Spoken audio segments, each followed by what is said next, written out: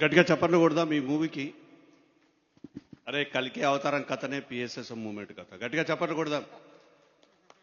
అన్నిటినీ కలగలిపేది ఆఖరి అవతారం.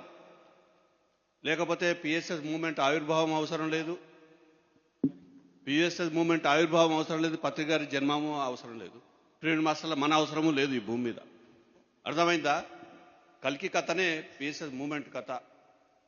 ఆ గుర్రము అంటే తెల్లటి శుద్ధమైన శరీరం, కాంతి శరీరం. ఖడ్గం అంటే గొంతులు నరికేది కాదు, ఖడ్గం లాంటి గొంతు. నీ నోట్లో నుంచి వాక్కు వస్తే ఆ గొంతులో దిగి ఆ గొంతుని తెగ్గొస్తుంది. అంటే ఆ విశుద్ధాన్ని శుద్ధి చేసే ఖడ్గం అది.